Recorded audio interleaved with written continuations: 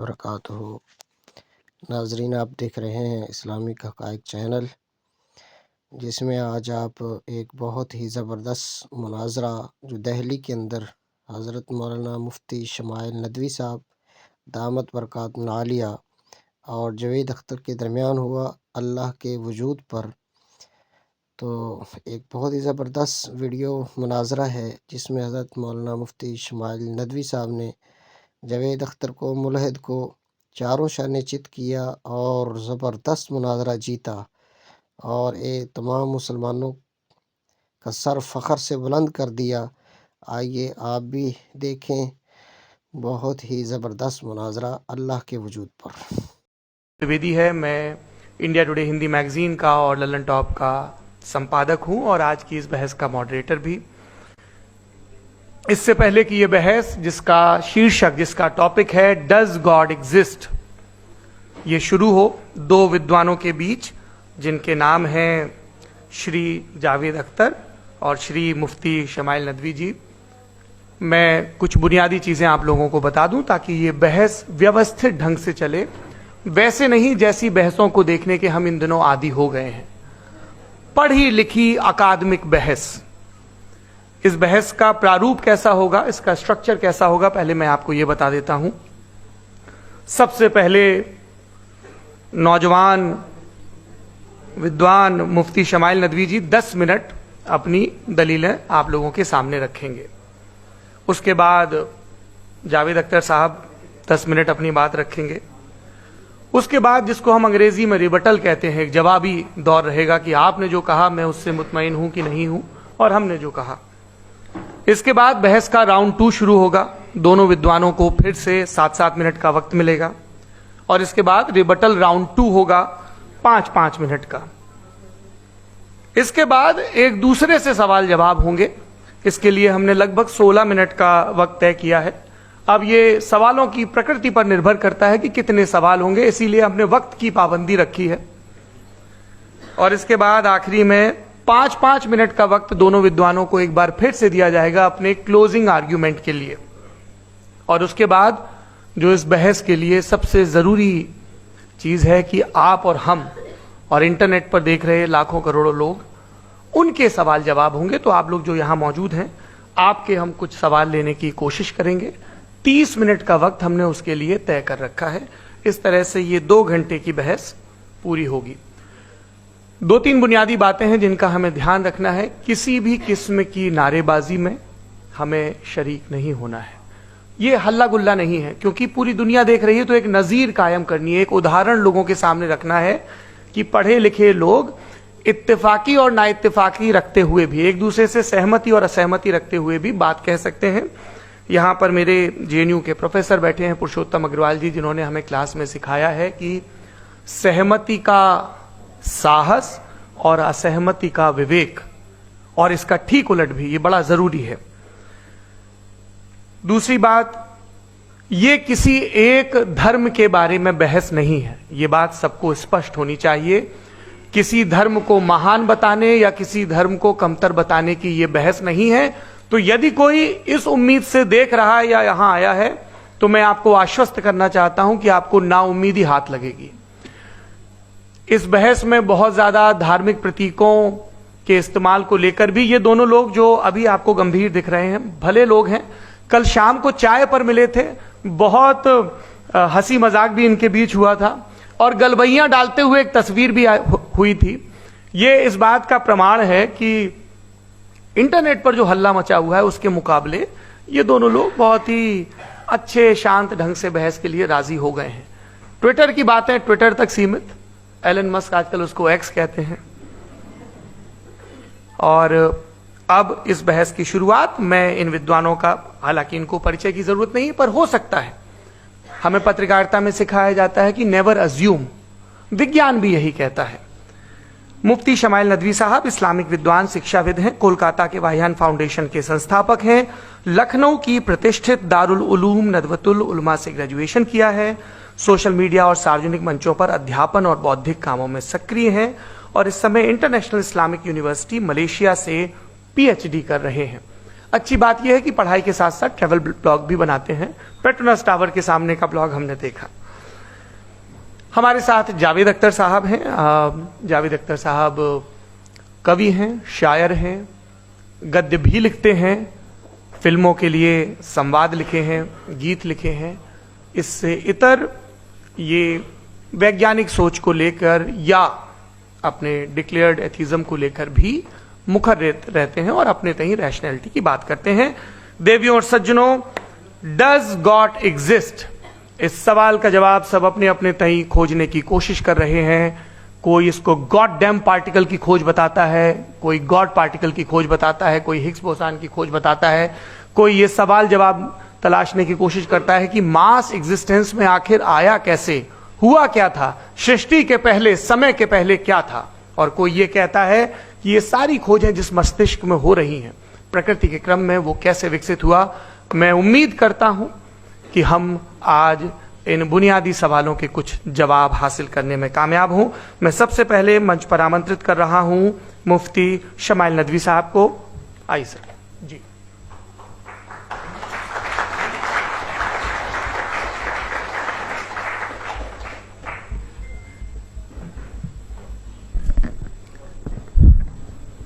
एक आपकी गुजारिश, आप बोलना शुरू करें। आप लोग प्लीज अपने फोन फ्लाइट मोड पे या साइलेंट मोड पे रखें। एक बार चेक कर लें, कई बार बेध्यानी हो जाती है।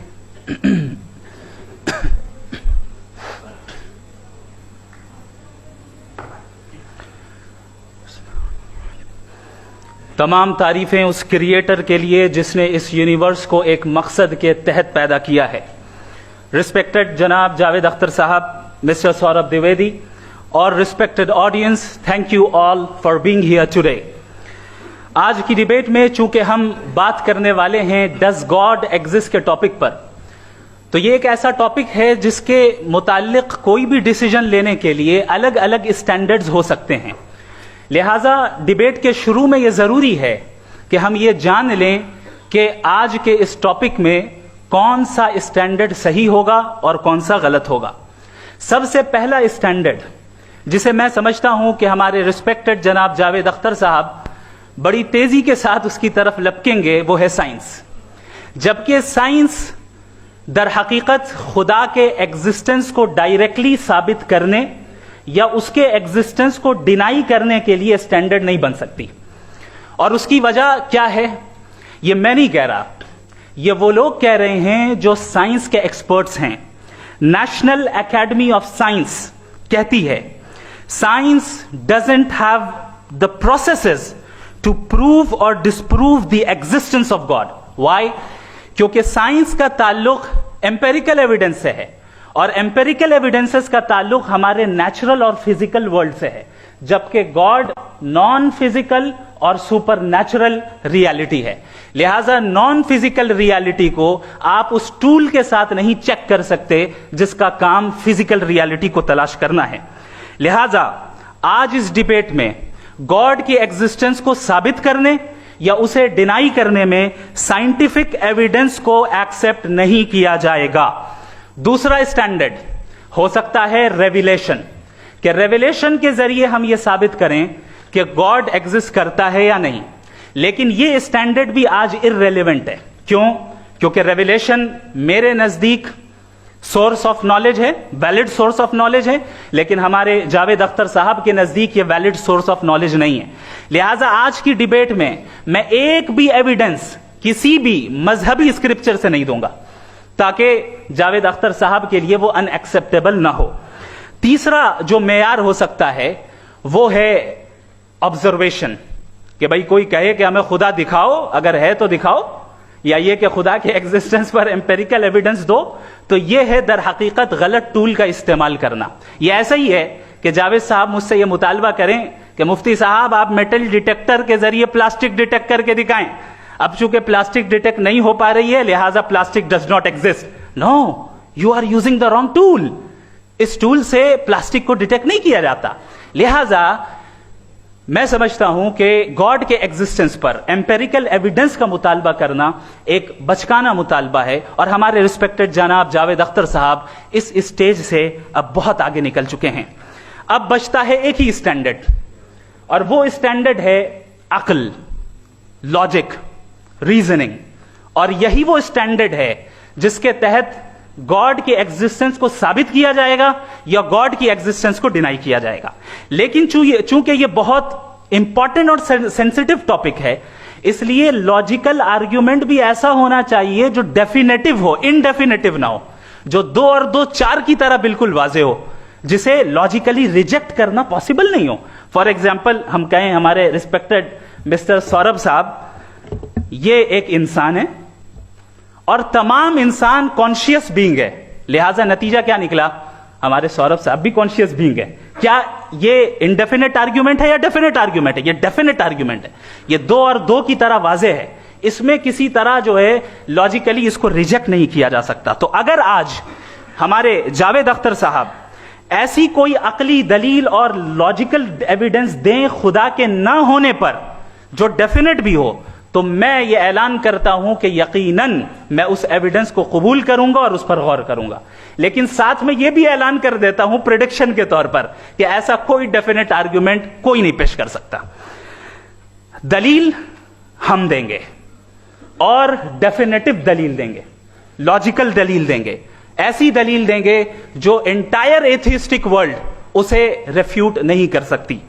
चलें अब हम एक एग्जाम्पल सोचते हैं, एक सिनेरियो, सिंपल सिनेरियो, तमाम ऑडियंस से गुजारिश है, हम और आप एक आइसोलेटेड आइलैंड पर हैं, ऐसा आइलैंड जहां पे हमसे पहले कोई कभी नहीं गया। चलते चलते आपके सामने अचानक आपने देखा एक पिंक कलर की बॉल पड़ी हुई है। सबसे पहला सवाल आपके जहन में क्या आएगा कि यह बॉल यहां क्यों आई, कैसे आई, ये पिंक कलर की ही क्यों है, कोई और कलर भी हो सकता था, ये इसी शेप में क्यों है, कोई और शेप भी हो सकता था। नेचुरली आप इस तरफ पहुंचेंगे कि कोई ना कोई है जिसने इन स्पेसिफिक प्रॉपर्टीज के साथ इस बॉल को बनाया है और यहां पे रखा है। चूंकि आप जानते हैं कि ये जो बॉल है इसका एग्जिस्ट करना जरूरी नहीं है, ये एग्जिस्ट कर भी सकती थी, नहीं भी कर सकती थी, और एग्जिस्ट करना ही था तो किसी और फॉर्म में करती, किसी और कलर में करती। अब आप इस बॉल को एक्सपैंड करते चले जाएं, एक्सपैंड करते चले जाएं, एक्सपैंड करते चले जाएं, यहां तक कि ये बॉल यूनिवर्स के साइज की हो जाए। बताइए कि क्या साइज के बढ़ जाने से सवाल बदल जाएगा? हरगिज नहीं बदलेगा, अभी भी सवाल रहेगा ये यूनिवर्स कहां से आया, इन स्पेसिफिक प्रॉपर्टीज के साथ कहां से आया, क्यों आया, किसने बनाया, यह सवाल उस वक्त भी वैलिड रहेगा। लेकिन यह सवाल अगर हम जनाब जावेद अख्तर साहब से करें तो चूंकि इनका वर्ल्ड व्यू एथिस्टिक है, और सिर्फ इनका नहीं, मतलब जितने भी एथिस्ट हैं और एथिस्टिक वर्ल्ड व्यू को रखने वाले से अगर आप ये सवाल करें कि ये यूनिवर्स कहां से आया, तो इनका जवाब या तो आर्ग्यूमेंट फ्रॉम इग्नोरेंस होगा या डॉगमेटिक होगा। या तो ये कहेंगे कि मुझे नहीं पता कि ये कहां से आया, लिहाजा गॉड डज नॉट एग्जिस्ट, ये आर्ग्यूमेंट फ्रॉम इग्नोरेंस है, या ये कहेंगे कि ये यूनिवर्स खुद ब खुद बन गया। इसका मतलब यह है कि उस बॉल को भी खुद ब खुद बन जाना चाहिए, लेकिन बॉल के ताल्लुक से ये एक्सप्लेनेशन एक्सेप्ट नहीं की जाएगी कि ये खुद ब खुद बन गई, लेकिन यूनिवर्स के ताल्लुक से कर दिया जाएगा। इसे हम दूसरे अल्फाज में डॉगमा भी कह सकते हैं। दूसरी चीज, हमारे जावेद अख्तर साहब जरूर गॉड ऑफ गैप्स की मिसाल भी जरूर देंगे, और मिसाल देंगे कि पहले जमाने में बिजलियां कड़कती थी तो लोगों ने किसी एक खुदा की तरफ, और बारिश होती थी तो दूसरे खुदा की तरफ मंसूब कर दिया, उनके पास दलील नहीं थी। यह हमारा वर्ल्ड व्यू है ही नहीं, यह हमारा वर्ल्ड व्यू है ही नहीं, क्योंकि नेचुरल फेनोमेना के प्रोसेस की इंटरप्रिटेशन को जान लेने से यह कहां से साबित हो गया कि गॉड एग्जिस्ट नहीं करता है। इस पर मैं इंशाअल्लाह अभी आगे बात करूंगा। आप हजरात ये भी देखेंगे, और मैं ये एक्सपेक्ट करता हूं कि हमारे रिस्पेक्टेड जनाब जावेद अख्तर साहब जरूर इमोशनल आर्ग्यूमेंट्स भी देंगे, जो कि एक लॉजिकल फेलेसी है जब बात आती है ट्रुथ को डिसाइड करने में। क्यों?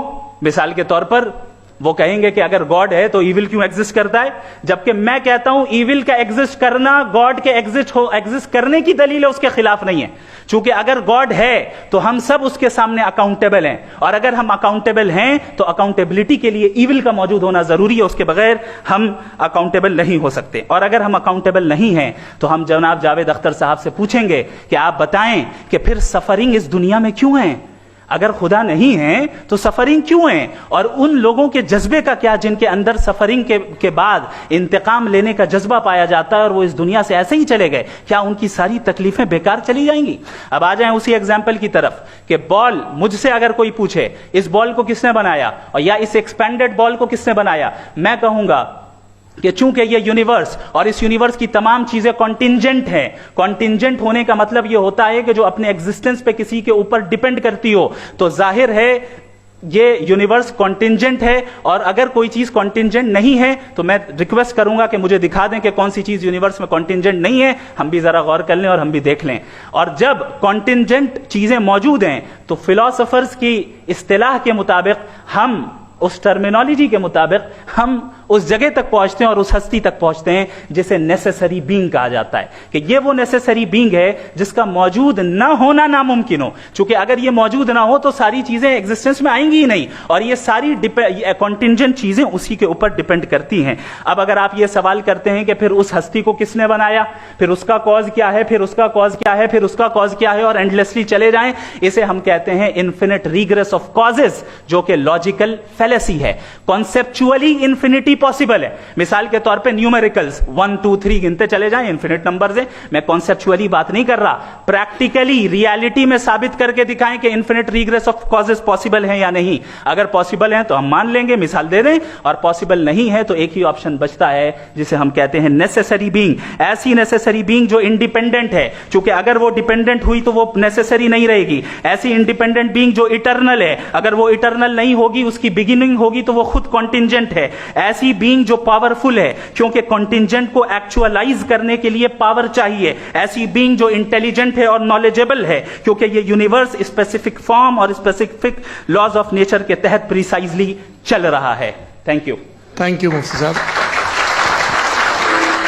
मैं इन दलीलों के बाद जावेद अख्तर साहब से गुजारिश करूंगा, आप बैठ के बोलना चाहेंगे या आगे? जी।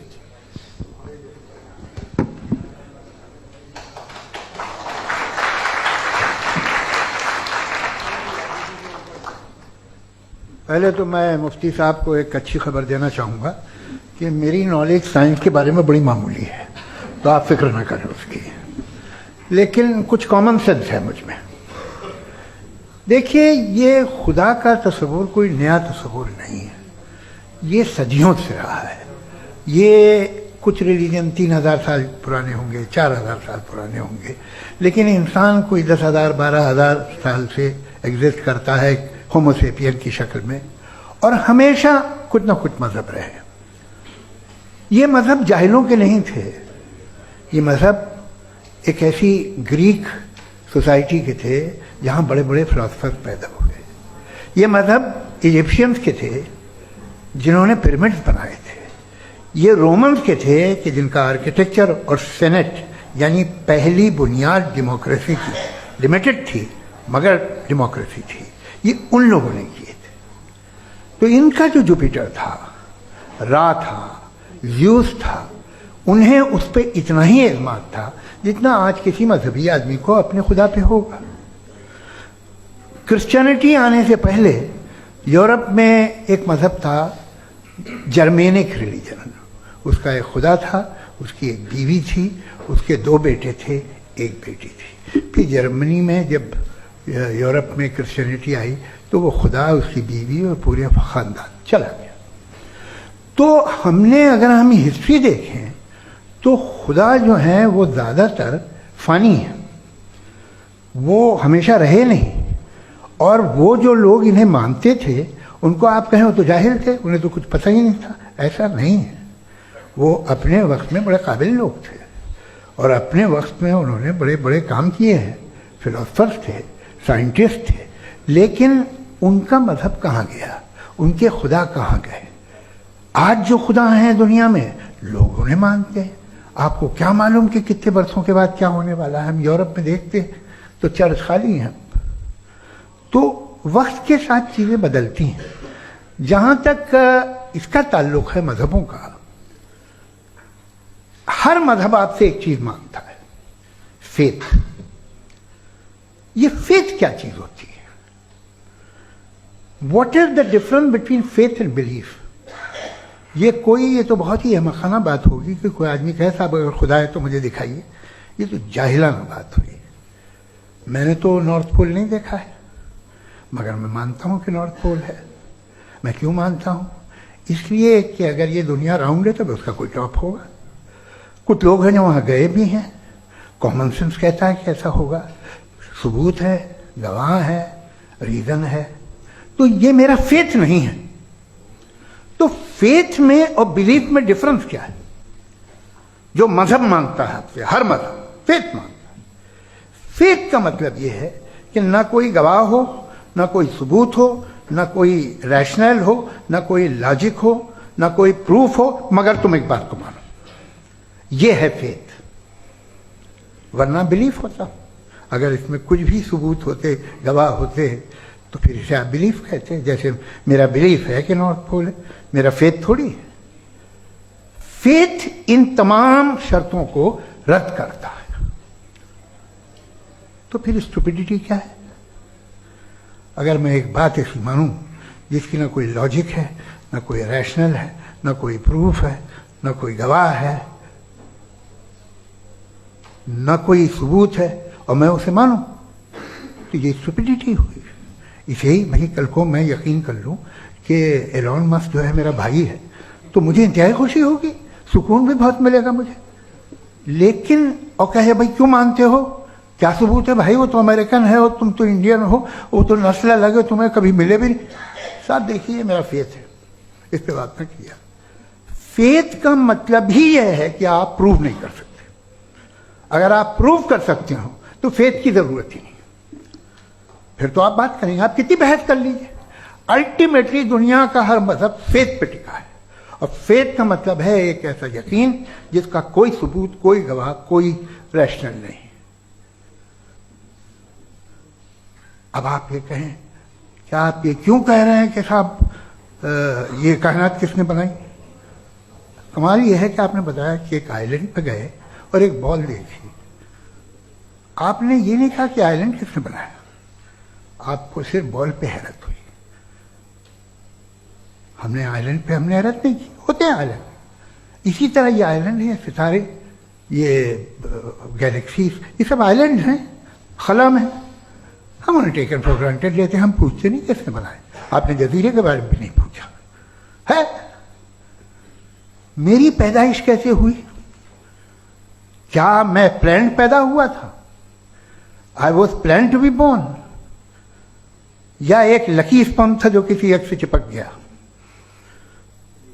मेरी पैदाइश रैंडम। और इंसाफ जिसे आप कहते हैं, इंसाफ का तो नेचर से कोई वास्ता ही नहीं। जो आप कहते हैं कि एक दिन इंसाफ मिलेगा, इंसाफ is a human concept. Nature में कोई इंसाफ नहीं। अगर शेर हिरन को खा जाता है तो उसे कोई सजा नहीं मिलती। अगर एक आंधी आती है और हरे भरे पेड़ों को उखाड़ के फेंक देती है तो आंधियों की जेल नहीं होती है। नेचर में इंसाफ नहीं, इसलिए वो नेचर को इंसाफ की जरूरत भी नहीं। नेचर तमाम एक है। अब हम कहें कि साहब ये देखिए जो मैंने खाना खाया था, ये मेरी आंख तो नहीं यूं कर दिया उसे, तो इसे सजा मिलनी नहीं। वो सिस्टम है, ऐसे ही चल रहा है। नेचर बगैर इंसाफ के है। इंसाफ इज अ ह्यूमन कॉन्सेप्ट। तो जो आपसे कहता है कि मैं तुम्हें इंसाफ दूंगा, वो इंसानी जहन की पैदावार है। ये नेचुरल है ही नहीं, ये आसमानी है ही नहीं। नेचर का तसव्वुर, इंसाफ का तसव्वुर। भाई आप साथ मिलते हैं, अब आप लेफ्ट हैंड ड्राइव कर लिया, ये क्या है? तमाम सच, तमाम नेकी, तमाम शराफत लेफ्ट हैंड ड्राइव है। वरना क्या होगा, या तो आप क्रॉस कर देंगे, आपका एक्सीडेंट हो जाएगा, या आप किसी को मार देंगे, या ट्रैफिक जैम हो जाएगा। झूठ, बेईमानी, रिश्वतखोरी, ये तमाम जो है driving on the wrong side है। इसके ऊपर कुछ नहीं। ये तो हमने बनाया, जैसे हमने लेफ्ट हैंड ड्राइव बनाई है। ये कॉन्सेप्ट ऑफ इंसाफ जो है ये हमारा है, इसका नेचर से कोई वास्ता नहीं। शेर खा जाता है हिरन को, उसे जेल होती है क्या? कुछ भी नहीं, है ही नहीं। तो ये जो दुनिया के रिलीजन प्रॉमिस करते हैं आपसे इंसाफ, इसी से मालूम होता है कि ये मैन मेड है। ये तसव्वुर कहीं और का है ही नहीं। जो नेचर है, कुछ लोग कहते हैं नेचर ही खुदा है, तो नेचर में तो इंसाफ नहीं कहीं। और आप वादा कर रहे हैं कि तुम्हें मरने के बाद इंसाफ मिलेगा। मुझे अगर मिलेगा तो मैं बहुत खुश होऊंगा, लेकिन मैं यकीन नहीं कर पाता हूं, इसलिए कि मैं फेथ नहीं पैदा कर सकता।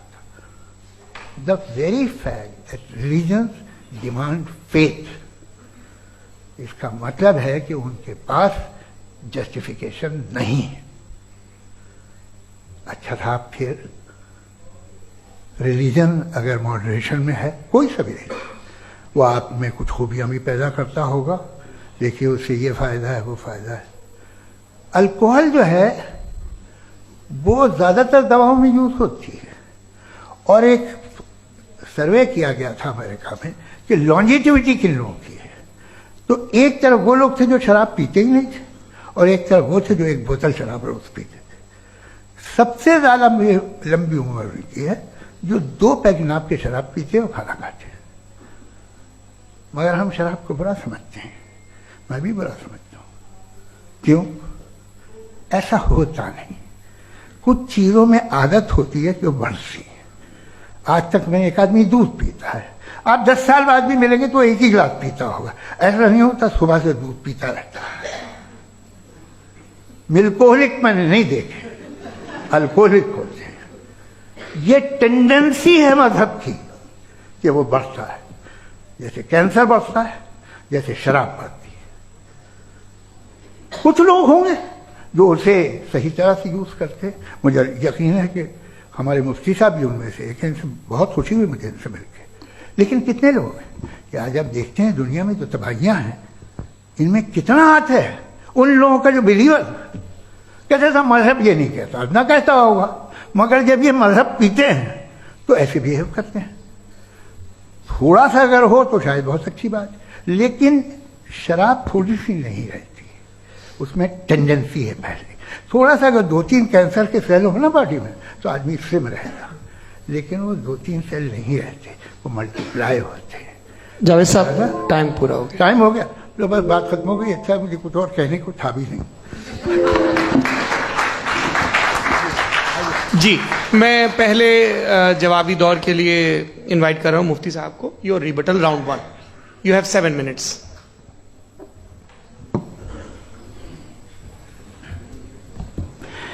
Thank you very much Javed साहब, आपकी बात को सुनकर बड़े महजूज हुए हम लोग। महजूज, डू यू अंडरस्टैंड?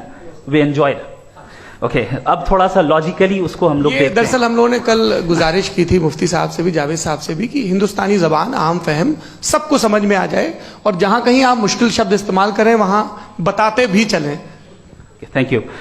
तो सबसे पहले हमारे रिस्पेक्टेड जावेद साहब ने हवाला दिया कि खुदा फानी है। कितने मजहब आगे चले गए, किसी ने जुपिटर को खुदा माना, किसी ने किसी को माना। मैं कहता हूं जिसने कॉन्टिंजेंट चीज को खुदा माना, गलत माना, वो खुदा ही नहीं, वो खुदा ही नहीं है। हम तो नेसेसरी बीइंग को साबित करने बैठे हैं, वो नेसेसरी कॉज जो इटरनल है, जो अबदी भी है और अजली भी है। हम किसी और को साबित करने नहीं बैठे। दूसरी चीज उन्होंने कहा कि फेथ एंड बिलीफ, ये एक ऐसी डेफिनेशन है फेथ की जो इन्होंने पहली मर्तबा पेश की है, या माफ कीजिएगा इन्होंने पहली मर्तबा पेश नहीं की है, रिचर्ड डॉकिंस ने पहली मर्तबा पेश की है। मुझे मालूम है ये सोर्स कहां से है। एपिस्टेमोलॉजिकली फेथ और बिलीफ का फर्क आप इस तरह नहीं कर सकते सर। फेथ सही भी होता है, गलत भी होता है, बिलीफ सही भी होता है, गलत भी होता है। जो लॉजिक, रीजन और एविडेंस से बैक्ड होगा वो फेथ सही होगा। और आप जिस फेथ की बात कर रहे हैं कि इलॉजिकल है और उसके पीछे नहीं है, तो we are on the same page.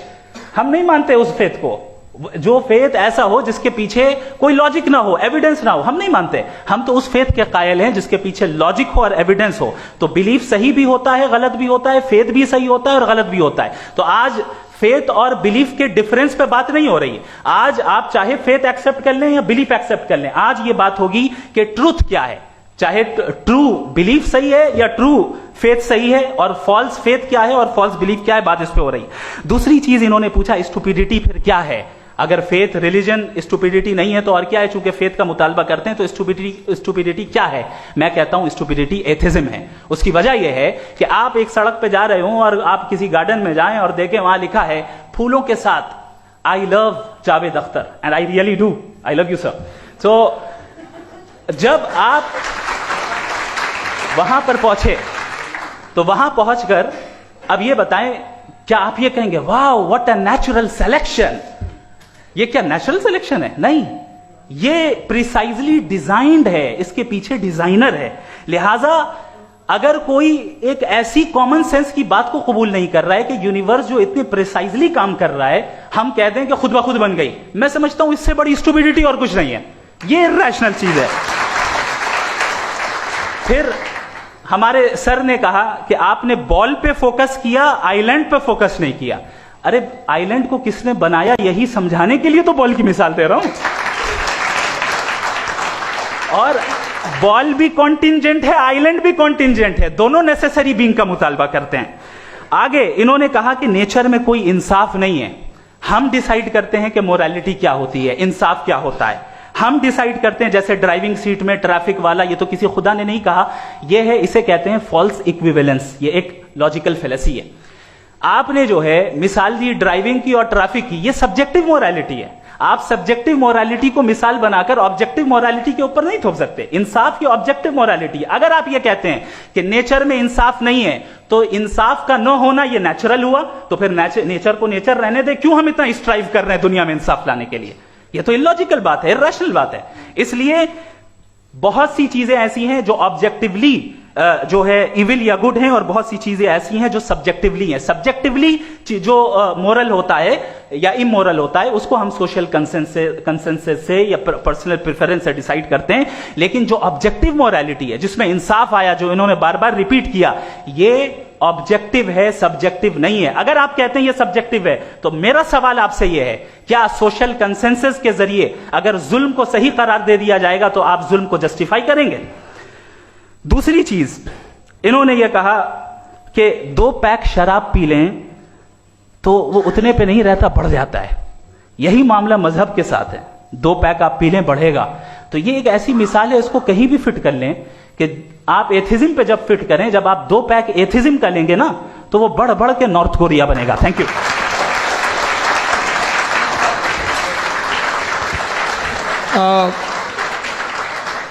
First round की रिबटल के लिए मैं जावेद साहब को इनवाइट कर रहा हूं। आपके पास 7 मिनट का वक्त है, रीसेट कर दीजिएगा प्लीज। मुझे इस बात की खुशी है कि मुफ्ती साहब ने भी मान लिया कि नेचर में कोई इंसाफ नहीं है। तो कोई भी चीज़ जो इंसान ने नहीं बनाई है उसमें इंसाफ नहीं होता है। एक बात मैं आपसे अर्ज करूँ, जरा पता लगा लीजिएगा, ये जो आप बाग में जाते हैं बेहद खूबसूरत फूल देखते हैं ना, इनमें से कोई नेचुरल नहीं है। ये सारे फूल क्रॉस करके बनाए गए हैं। जो जंगल में फूल होते हैं निहायत मामूली होते हैं, ये फूल इंसानों ने बनाए हैं। जो आप बाग में देख के वाह वाह कहते हैं, ये इंसानों के बनाए हुए हैं। डिफरेंट फूलों को क्रॉस करके, डेवलप करके, फिर क्रॉस करके इस तरह से बनाए गए। नेचुरल फ्लावर नहीं। किसी जंगल वीरान में जाके आप गुलाब के फूल नहीं देखेंगे, ये सब बनाए हुए इंसान ने। बहुत से काम इंसान ने किए हैं। बाकी है कि आपने मेरी एक बात का जवाब नहीं दिया, जिससे मुझे शिकायत है कि फेथ क्या है और आप फेथ मांगते क्यों हैं मुझसे? आप तो लॉजिकल हैं, आपके पास तो सारे रैशनल्स हैं, आपके पास सारे सबूत हैं, तो आपको फेथ की डिमांड क्यों करते हैं कि भाई तुम सरेंडर कर दो और सवाल मत करो? कोई मजहब सारे सवाल करने की इजाजत नहीं देता है और मना करता है कि ज्यादा सवाल ना करो, बह जाओगे तुम। आप क्यों रोकते हैं? हकीकत यह है कि इंसानी तारीख क्या है। इंसानी तारीख ये है कि दुनिया में 2 तरह के लोग हुए हैं। एक वो जिन्होंने अपनी लाइल्मी की परस्तिश की है, दूसरे वो जिन्होंने अपनी इग्नोरेंस या लाइल्मी से झगड़ा किया है और मालूम किया है कि क्या है। ये जो आप कह रहे हैं, आज आप हैरान हैं कि भाई ये यूनिवर्स कैसे बनी। लोग हैरान थे कि सूरज डूबता है तो इधर से कैसे निकलता, और आप एक कदम जाके हमेशा का मानने को तैयार है, एक कदम पीछे ही मान जाइए। भाई आप इसके बाद जाते हो, कहते सवाल ना करना कि ये कहां से आया, ये पावर तो हमेशा से हमेशा रहेगी। तो आप यूनिवर्स के बारे में मानने में क्या तकलीफ है? एक कदम पहले रुक जाइए, ये हमेशा से थी। या नहीं थी, हमें मालूम नहीं है। और ये कहना कि हमें मालूम नहीं है, कमाल ये है कि दुनिया के सारे मजहब सब जानते हैं ये दुनिया कैसे बनी थी, कैसे मिटेगी, मरने के बाद क्या होगा, इनको सब इल्म है। इनको किसी को डायनासोर होते थे पहले ये नहीं पता था, किसी को नहीं पता। किसी भी दुनिया की मजहबी किताब में डायनासोर का जिक्र नहीं है, लेकिन बाकी सब बातें, how to make universe in 4 easy lessons and बाकी सब पता है। जिसको सब पता है वो गड़बड़ है। हम में ये इंकिसार, ये ह्यूमिलिटी होनी चाहिए कि हम ये कहें कि हमें ये बहुत सारी बातें नहीं मालूम, लेकिन हम उनकी परस्तिश ना करें, अपनी लाइल्मी को की परस्तिश ना करें, हम उसे पता लगाने की कोशिश करें। जिस दुनिया में आप बैठे हैं सर, ये हॉल जो है, ये इलेक्ट्रिसिटी जो है, ये माइक जो है, जिस हवाई जहाज से आप आए थे, वो जिस कार से आप यहाँ आए हैं, ये सब उन लोगों की बनाई हुई है जिन्होंने सवाल किए थे। ये दुनिया जिसमें आप आज आराम से हैं, ये उन लोगों की बनाई है कि जिन्होंने सवाल किए थे, और हर स्टेज पे इन सवालों को मकरूह कहा गया था, गलत कहा गया था। आप जरा तारीख पढ़िए, एक बड़ी दिलचस्प किताब है बर्ट्रैंड रसेल की, जिसमें उसने रिलीजन एंड साइंस कि कब से रिलीजन जो है साइंस के अगेंस्ट है, और हद तो यह है कि भाप के इंजन के खिलाफ थे, स्टीम इंजन के भी खिलाफ थे, और फतवे हुए उन पे, वेटिकन ने दिए। तो ये हमेशा, अभी जैसे ही ये राइट विंगर आते हैं अमेरिका में पावर में, तो वो जो अपना ये क्या बोलते हैं उसे, सीड क्या बोलते हैं, सीड क्या जो, हाँ नहीं सीड जो होते हैं जिस पे जी, नहीं भाई, वो जो ह्यूमन बॉडी के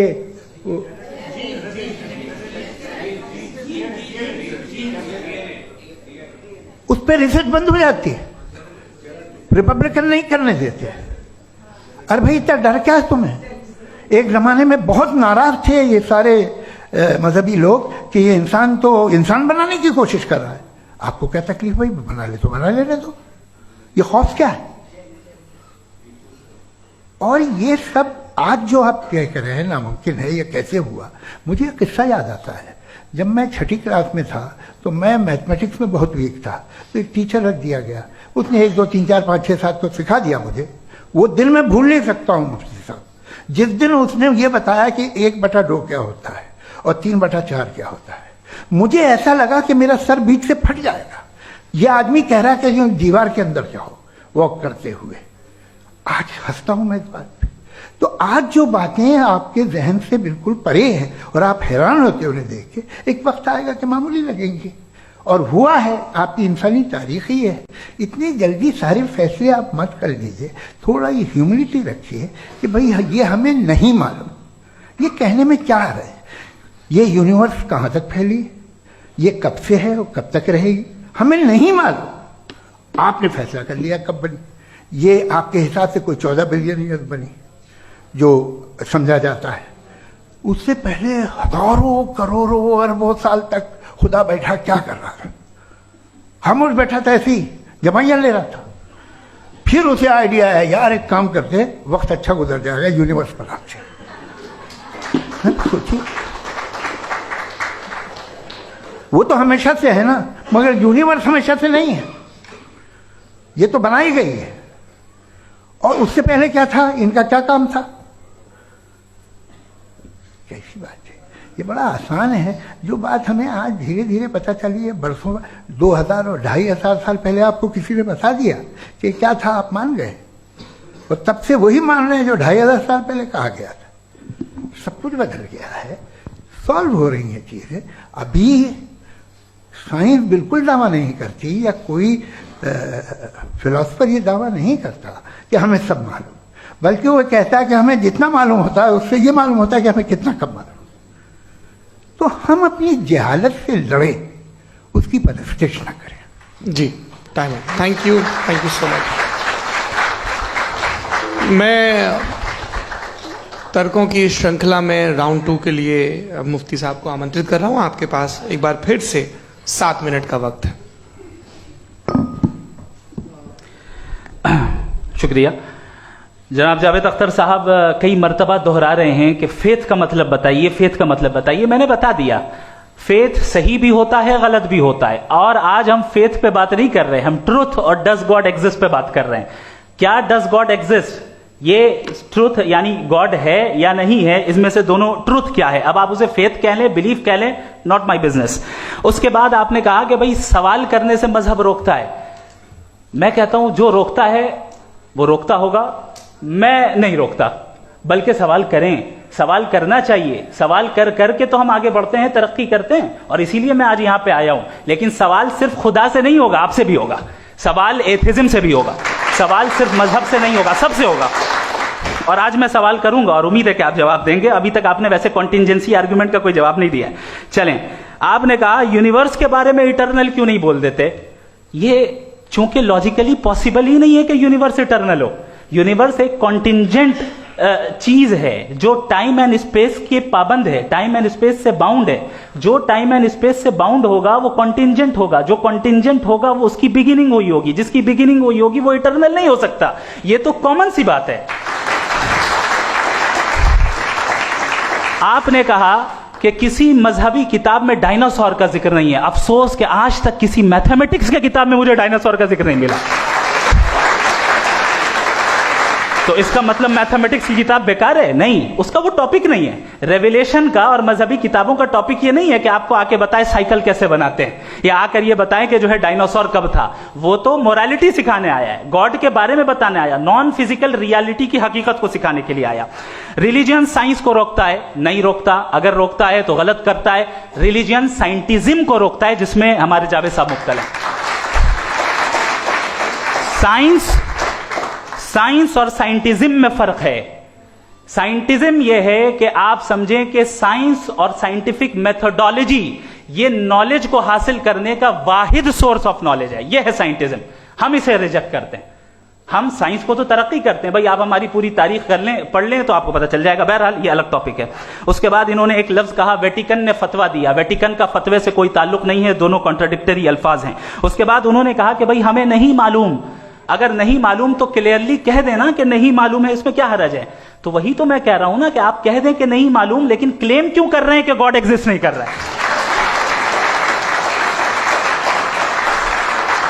आप कह दें नहीं मालूम है, हो सकता है हो सकता ना हो, लेकिन आप क्लेम कर रहे हैं। The moment you say God does not exist, this is a claim, and now the burden of proof is upon you too, जैसे हमारे ऊपर है। और क्यों है मैं बताता हूं, क्यों है ये भी मैं बताता हूं। फिलोसॉफिकली जो क्लेम होता है ना, सिर्फ ये नहीं होता कि इंसान कहे पॉजिटिव क्लेम करे और नेगेटिव क्लेम करे तो बर्डन ऑफ प्रूफ नहीं है।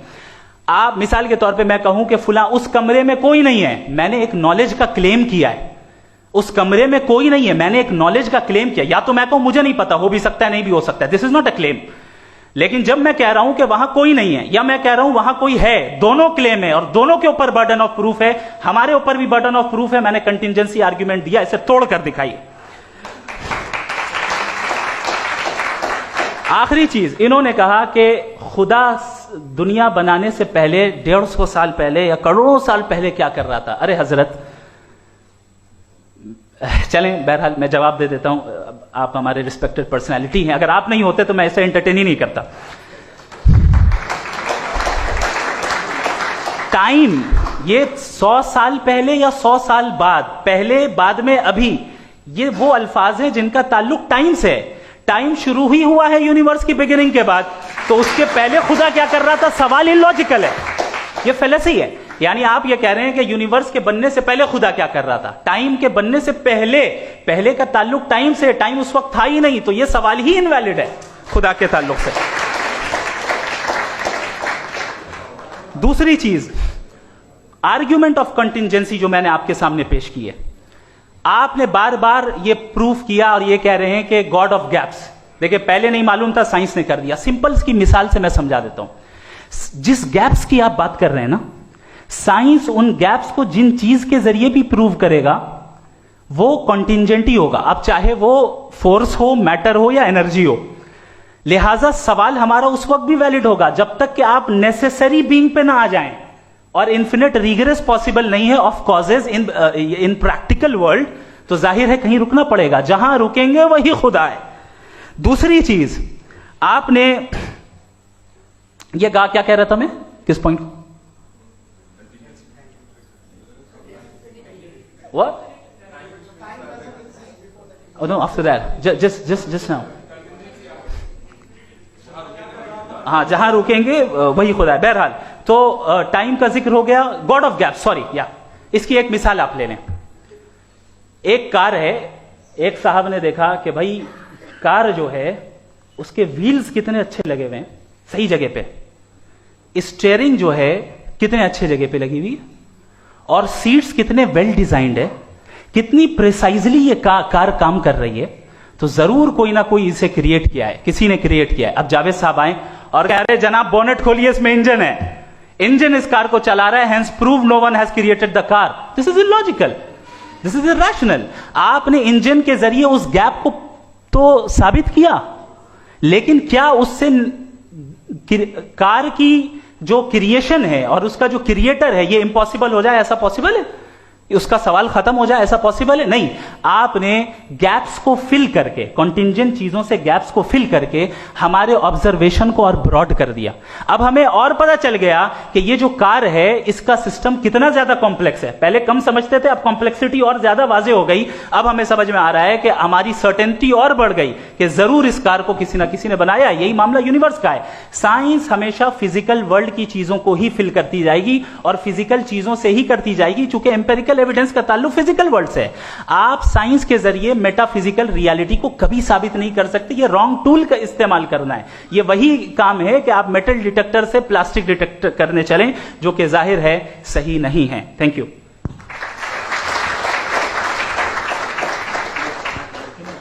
जी, ये आर्ग्यूमेंट का राउंड 2 है। हाँ। 7 मिनट है। पहले तो मैं आपसे अर्ज करूं कि आपने कहा कि जब कायनात ही नहीं थी तो वक्त भी नहीं था, कुछ भी नहीं था। कैसे नहीं था? खुदा था। एक एग्जिस्टेंस तो था ना खुदा का। तो जब खुदा था तो वक्त भी होगा। ऐसा नहीं है कि कुछ भी नहीं था, खुदा था। अच्छा, बाकी एक आपने कहा साहब आप साबित कीजिए, आपके पास भी लॉजिक है, मेरे पास भी लॉजिक है। आप मेरा जिम्मेदारी नहीं है साबित करना कि खुदा है। बर्ट्रैंड रसल ने बड़ी अच्छी बात कही। बर्ट्रैंड रसल ने बड़ी अच्छी बात कही। मैं आपसे अगर ये दावा करूं कि चाय की केतली मरीख के चारों तरफ घूम रही है, मार्स के चारों तरफ, तो यह आपका काम नहीं है कि आप साबित करें कि कोई चाय की केतली नहीं है। ये मेरा काम है, मैंने दावा किया है।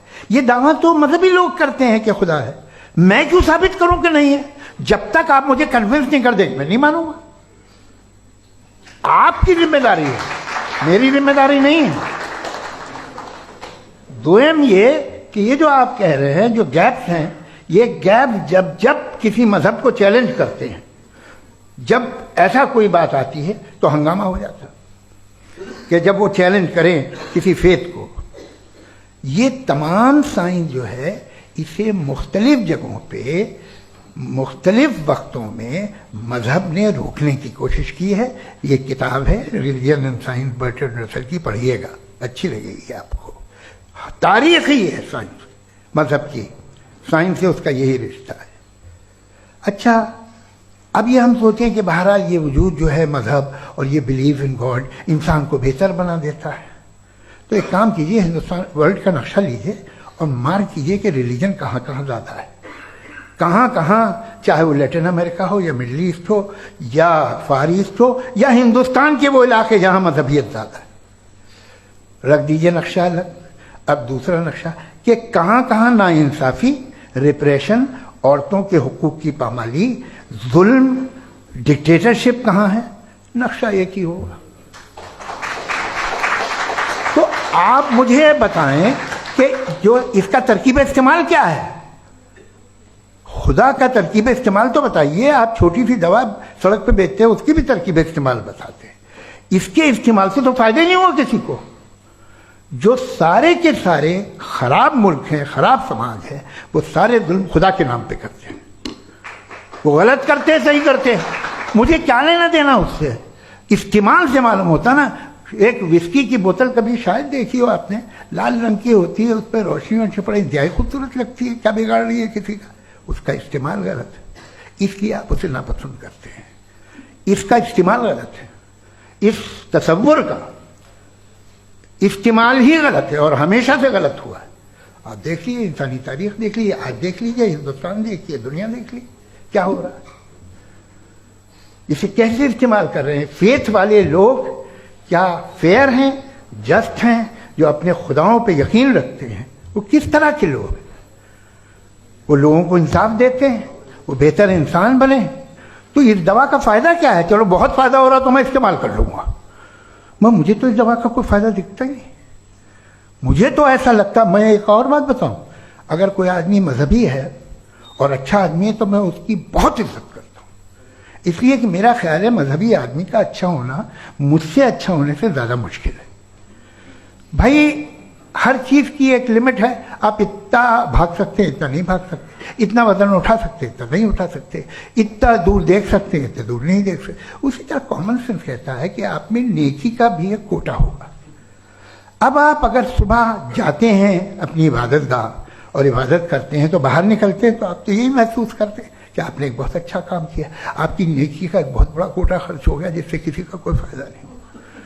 मैं तो नहीं जाता हूं तो मुझे तो किसी को खाना खिलाना पड़ेगा, किसी बेवा की मदद करनी पड़ेगी, मैं अपना कोटा कैसे कंज्यूम करूं? आप अपना कोटा, सारे मजहबी लोग इंतहाई यूजलेस कामों में यूज करते हैं। उसके बाद भी अगर आप में बच्ची है थोड़ी सी शराफत, तो भाई वाह क्या बात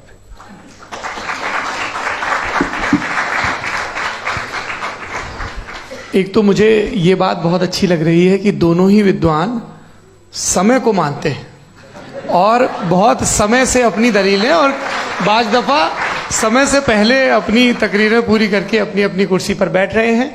ये इस आर्ग्यूमेंट का राउंड 2 पूरा हुआ। अब रिबटल का राउंड 2 है और उसके बाद क्रॉस एग्जामिनेशन होगा। नहीं, आपका आर्ग्यूमेंट हो गया सर। हमारे यहाँ स्कूल के सिलेबस में पंच परमेश्वर कहानी पढ़ाई जाती है, प्रेमचंद जी की लिखी हुई। आप निश्चिंत रहिए, आपके कोई राउंड में मिस नहीं होने दूंगा। रिबटल का राउंड 2 मुफ्ती शमाइल नदवी साहब।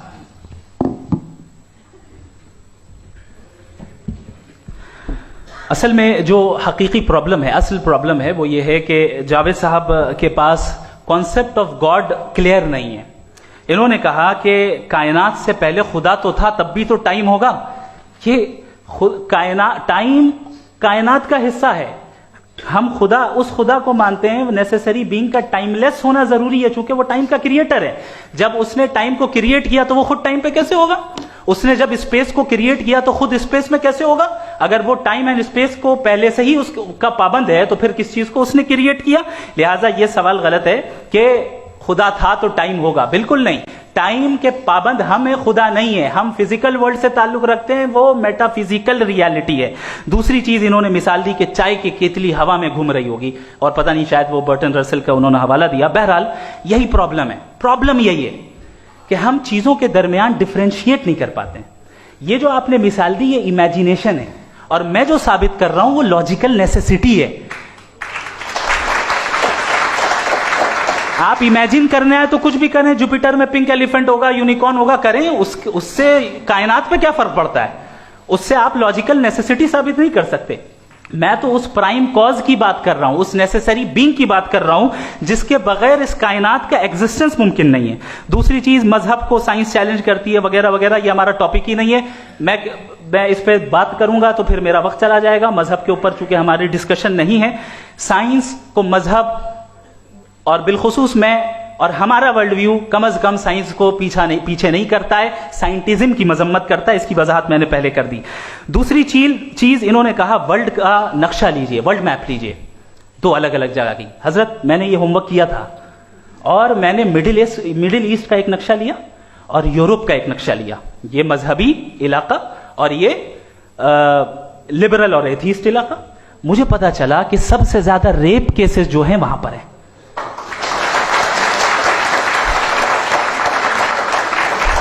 मुझे यह पता चला यूएन की रिपोर्ट के मुताबिक, मैं अपने घर से नहीं लेके आ रहा, कि जो वर्किंग वुमेन है यूरोपियन कंट्रीज में, उसमें 81% वुमेन सेक्सुअल हैरेसमेंट का वर्क में शुमार हो रही है। ये मिडिल ईस्ट में नहीं हो रहा है, वो मजहबी लोग हैं इसलिए नहीं हो रहा है।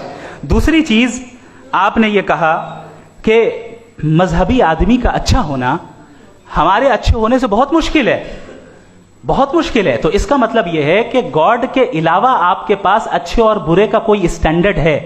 मैं चाहूंगा कि कन्वर्सेशनल स्टाइल वाली डिस्कशन और सेगमेंट पे इसी पे बात कर लेते हैं। Thank you very much.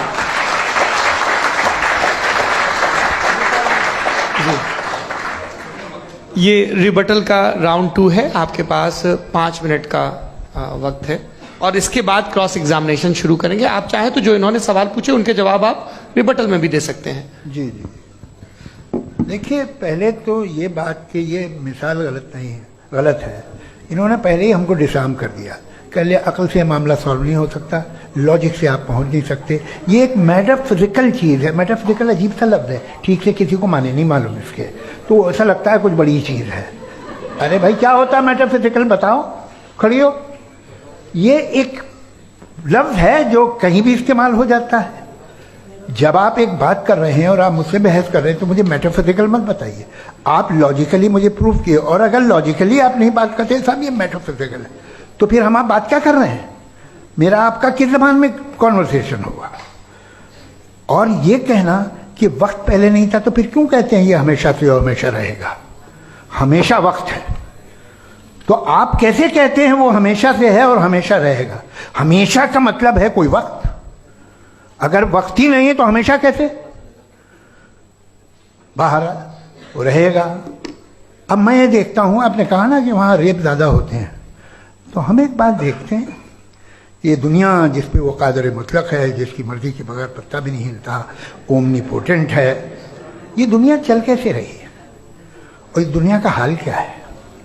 45,000 बच्चे जो 10 साल की उम्र से कम थे वो गाजा में मरे। भूख से काला हांडी में बच्चे मरते हैं और डिप्थेरिया से मरते हैं।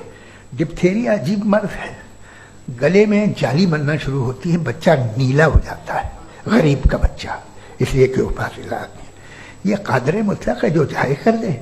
इससे आप दुआएं मांगते हैं हमारी, ये काम कर दे वो कर दे, तो इसका मतलब डे टू डे लाइफ में वो इंटरफेयर करता है और ये देख रहा है वो। अगर वो वाकई भी है फॉर डिस्कशन सेक, तो मैं जब दुनिया देखता हूं तो मेरे दिल में उसके लिए कोई इज्जत नहीं पैदा होती। ये क्या कर रहे हो तुम पूरे ऑल पावरफुल हो, ओमनीपोटेंट हो, ओमनी प्रेजेंट हो। तुम तो वहां गाजा में रहे होगे ना, तुम हर जगह हो। तुम देख रहे थे कि बच्चे की कैसे धज्जियां उड़ रही, तुम देख रहे थे और तुम चाहते हो मैं तुम्हारी परस्तिश करूंगा, तुम हो भी। अरे यार, इसके अच्छे तो हमारे चीफ प्राइम मिनिस्टर हैं, कुछ तो ख्याल करते हैं। आप किसकी इबादत कर रहे हैं? अगर वो है भी, ये दुनिया नाइंसाफी से, जुल्म से, जबर से, तशद्दुद से भरी हुई है। और आप ये मत कहिएगा कि वो देख रहा है और वो बताएगा एक दिन। अगर वो देख रहा है और इंटरफेयर नहीं करता तो आप दुआ क्यों मांगते? आप कहते हैं मेरा ये काम करा दे, इसके मतलब है वो दखल दे सकता है, वो आपको नौकरी दिलवा सकता है, भले दूसरे आदमी को ना मिले, मगर आपका काम कर देगा चूंकि आपने दुआ मांगी है। तो जब वो आपको नौकरी दिला सकता है, लड़की की शादी कर सकता है, बेटे को ग्रीन कार्ड दिलवा सकता है, तो कम से कम ये जो मर रहे हैं बच्चे, इनको रोक दे, कुछ तो कर। मुझे तो दुनिया में, इस दुनिया का कोई मालिक है, इसका ओमनीपोटेंट कोई रूलर है, और ये दुनिया ऐसी चल रही है। मैं तो चाहूंगा कि भाई ना हो, अगर हो तो बड़ी शर्मिंदगी की बात है। शुक्रिया।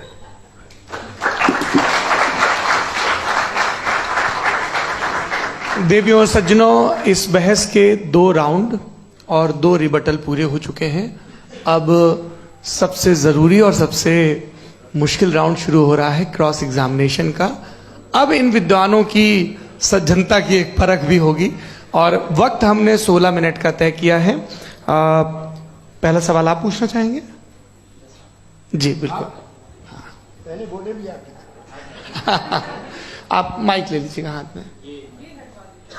ये नीचे से ऑन किया। जी मैं बोलता हूँ, ये डायस हटा सकते हैं क्या हम थोड़ा क्विकली? डायस पीछे कर दीजिए बस थोड़ा सा, है ताकि ये जो दाएं बाएं लोग बैठे हैं इसे हटा ही दीजिए। अब हम वहां तो जाने वाले नहीं, आराम से आराम से। दोनों तरफ से हटा दीजिए।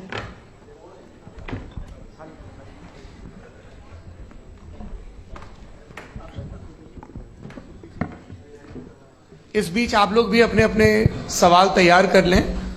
ये ध्यान रखेंगे कि मैं यहां से सवाल लूंगा, आप लोगों को अपना हाथ ऊपर करना है, अपना नाम बताना है और अधिकतम 3 वाक्यों में अपना सवाल पूरा करना है। कई लोग सवाल की जगह भाषण देने लगते हैं, उससे आज बचना है। जी मुफ्ती साहब, पहला सवाल आपका, 16 मिनट है, हम दोनों लोगों के सवाल लेंगे। जी जी बहुत शुक्रिया। आपकी जो अभी बात हुई बहुत अहम थी, मैं इसको चाहूँगा कि आगे डिस्कस करूँ, लेकिन चूंकि अभी ये वो सेगमेंट है क्रॉस एग्जामिनेशन, तो सबसे पहला सवाल आपसे ये है कि जो मैं इतनी देर से कॉन्टिंजेंसी आर्ग्यूमेंट आपको बता रहा था, ये अकल से ही बता रहा था हजरत, आप ये बताएं कि आप इन्फिनिट रिग्रेस ऑफ कॉजेस को पॉसिबल मानते हैं या नेसेसरी बीइंग के एग्जिस्टेंस को सही समझते हैं? चूंकि 2 ही ऑप्शन हो सकता है, आप ये बताएं। देखिए, आपको मैं ईमानदारी से बात करूं, एक तो मैं कॉन्टिजेंसी वर्ड ठीक से समझता नहीं, और इस वक्त भी जो आपने अंग्रेजी के अल्फाज इस्तेमाल किए वो ज़रा थोड़े से मुझे डिफिकल्ट और कॉम्प्लिकेटेड लगे, तो आप ज़रा सिंपल जबान में सवाल कर सकते हैं। बिल्कुल कर सकता हूँ। यूनिवर्स की हर चीज कॉन्टिंजेंट होने का मतलब यह है कि वो अपने एग्जिस्टेंस में किसी के ऊपर डिपेंडेंट है। जो भी चीज डिपेंडेंट होगी वो चीज इंडिपेंडेंट नहीं हो सकती, तो उसका कोई ना कोई कॉज होगा। तो अब आप क्या समझते हैं कि ये इन्फिनिट रिग्रेस है, यानी कॉज पर कॉज, कॉज पर कॉज, कॉज पर कॉज, और कभी कोई यानी ये एंडलेसली चलता रहा? क्योंकि अगर ऐसा होगा तो हम तो एग्जिस्टेंस में आते ही नहीं। लॉजिकली ये मुत्तफक अलैह चीज है, मुत्तफक अलैह अग्रीड अपॉन। ओके, इस पे हमने एग्री किया था कि मुश्किल शब्द आएगा तो अर्थ बताना पड़ेगा। तो इन्फिनिट रिग्रेस तो पॉसिबल नहीं है, तो कहीं ना कहीं आपको रुकना पड़ेगा ऐसे नेसेसरी बीइंग पर। नहीं, कोई जरूरत नहीं रुकने की। किसने कहा आप रुकना पड़ेगा? आप रुकते हैं खुदा पे, आप नहीं रुकते। आप कहते हैं वो हमेशा से, जब उस वक्त से जब वक्त नहीं था। आप कहाँ रुकते हैं कि अब हुआ था वो? आप नहीं कहते। हम क्यों नहीं मान सकते कि यूनिवर्स जो है और बल्कि मल्टीवर्सेस जो है वो हमेशा से हैं, वो बनती है, बिगड़ती है। एक हमारे यहाँ एक चीज़ है ब्लैक होल, वो समेट लेता है वापस, फिर ब्लास्ट होता है, फिर फैल जाता है। और इसमें हमारी तो खैर कोई औकात ही नहीं है इंसान की। एक छोटे से जर्रे पे हम 50-60 साल की उम्र रखते हैं, जो करोड़ों अरबों साल की कायनात है उसमें, और पैदा भी नहायत ही बेहुदा वजह से हुए थे। तो इसमें ये सोचना कि इसकी वजूहात और ये क्यों है, ये डिपेंडेंट है, ये हम देख रहे हैं, क्या मालूम। आप सोचिए कि ये जो फैल रही है कायनात, ये कहाँ फैल रही है, ये कहाँ जा रही है, और ये फैल क्यों रही है? अरे बना लीजिए तुमने, रुको भैया, हाँ काफ़ी है। ये फैल क्यों रही है? ये और कौन सी कायनात जिसे मैं दूरबीन से देखता हूं तो 2 बिलियन लाइट ईयर पे है, उससे मेरा कोई वास्ता ही नहीं है। 2 बिलियन ईयर यानी अगर मैं 80,000 माइल्स पर सेकेंड से चलूं तो 20 करोड़ साल में वहां पहुंच जाऊंगा। इसकी जरूरत क्या थी? ये दुनिया, ये कायनात तो इंसान अशरफुल मखलूकात के लिए बनाई गई ना। तो ये सब ये टर्म समझ में नहीं आया, इसमें कोई खास समझने वाली बात थी भी नहीं। ये जो अल्टीमेट कहा यह जाता है कि ये जो पूरी यूनिवर्स है, ये जो दुनिया है, ये इंसान के लिए बनाई गई। अच्छा, ये सब इंसान के लिए। क्यों साहब, सही है ना? बिल्कुल, लेकिन इसका ये मतलब नहीं कि किसी चीज के पीछे रीजन आपको नहीं पता तो रीजन नहीं है, इसे कहते हैं नहीं, मुझे नहीं पता, लेकिन मेरी जिम्मेदारी नहीं है। वो बिल्कुल सही कहा था उसने, बर्टन रसल ने। आपने उसे मजाक में टाल दिया कि भाई आप एक दावा कर रहे हैं, मैं क्यों कहूं कि ये गलत है दावा? आप प्रूफ कीजिए, मेरे पे जिम्मेदारी ही नहीं है, मैंने थोड़ी कहा है। आप प्रूफ कीजिए कि ये सही है। आप आर्ग्यूमेंट ऑफ कंटिजेंसी का जवाब ही नहीं दे रहे हैं। पूछना चाहेंगे आप सवाल पूछना चाहेंगे मुफ्ती साहब से?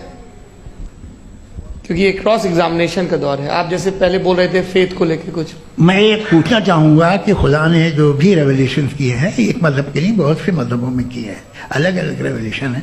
कहीं कुछ एक बातें हैं, कॉन्ट्रडिक्शन भी है। आपस में कहीं कुछ आप कर सकते हैं, कहीं कुछ नहीं कर सकते। ऐसा नहीं है कि सबकी कोड ऑफ मॉरल एक है। तो ये किस्सा क्या है? अब आप ये देखिए कि मुझे कभी कभी लगता है कि ये जो फुटबॉल फाइनल होता है, लाखों लोग होते हैं, फिर वो टीवी कवर करती, करोड़ों लोग, अगर उसमें खुदा की एक भूमि आवाज आ जाती, मैं गॉड हूं, तो सारे लोग अभी सुन लेते और टीवी पे भी सुन लेते, किस्सा खत्म होता। ये इतनी राजदारी क्या है कि तुम सामने कुछ तो सबूत दे दो हमें सॉलिड। ये कह साहब ये यूनिवर्स कैसे बने, इससे मसला क्या हल होगा? मैं पूछूंगा आपसे खुदा कैसे बना? क्यों नहीं पूछूंगा कैसे बना? बल्कि वो तो कायनात से कहीं ज्यादा इंटेलिजेंट है, कायनात से कहीं ज्यादा कॉम्प्लेक्स। जी वो हमेशा से अरे आप कहेंगे मैं मान लूंगा। अच्छा दोयम वो कादिर मुखलक, यानी कादिर मुखलक का मतलब ओमनीपोटेंट, वो जो चाहे कर सकता है। आपको नौकरी दिलवा सकता है, आपकी अच्छी जगह शादी करवा सकता है, आपके पड़ोसी का मुकदमा हरवा सकता है, आपको जिता सकता है, सब काम करता है। थोड़ा सा माइक क्लोज जी। वो इस दुनिया को चला कैसे रहा है? ये दुनिया कैसे चल रही है? आपको इस पे हैरत नहीं होती? या कयामत के बाद कभी एक जस्टिस होगा, जब ये बच्चा मर चुका होगा जिसकी धज्जियां उड़ गई बम से, इसको इंसाफ मिलेगा तब। अच्छा अब जवाब दूं? हाँ दीजिए। मैं वही इसीलिए आप की तरफ। सबसे पहले आपने रेवलेशन और स्क्रिप्चर्स की बात की, इस पे मैं बात कर सकता हूं लेकिन आज नहीं करूंगा चूंकि वक्त कम है, कभी और इस पे डिस्कस करेंगे। मैं तैयार हूं उस पे भी बात करने के लिए। ये अभी से राउंड 2 की भूमिका तय हो रही है। Does God exist round 2? जी चूंकि आज गॉड के एग्जिस्टेंस पे बात है तो मैं उसी के रिलेटेड जो है आपके सवालात को एंटरटेन भी करूंगा और मैं भी पूछूंगा। आपने कहा कि आपने साबित ही नहीं किया, जबकि आर्ग्यूमेंट ऑफ कॉन्टिजेंसी बुनियादी आर्ग्यूमेंट है। आप मुझे कॉन्टिजेंसी का मतलब बताइए, आपका मतलब क्या कॉन्टिजेंसी? कॉन्टिजेंसी का मतलब यह हुआ कि हर वो वजूद जो किसी भी चीज का पाबंद है, हर वो वजूद या हर वो चीज जो अपने एग्जिस्टेंस में किसी भी चीज के पाबंद है और उससे बाउंड है, उसको उसकी जरूरत है, उस पर डिपेंड करती है, तो जाहिर सी बात है कि उसका कोई ना कोई कॉज होता है। ये तो अक्ल की बात है। ये आप रीजनिंग की बात करते हैं, मैं वही कर रहा हूं। दूसरी चीज आपने ये बात कही कि इतने बिलियन लाइट ईयर्स दूर है, उसका मेरा क्या लेना देना। फिर मेरे ख्याल से आपको ये नहीं कहना चाहिए I think therefore I am an atheist. आपको सोचना चाहिए, सिर्फ आप एक लिमिटेड दायरे में रहकर नहीं सोचें बल्कि बाहर निकलकर सोचें।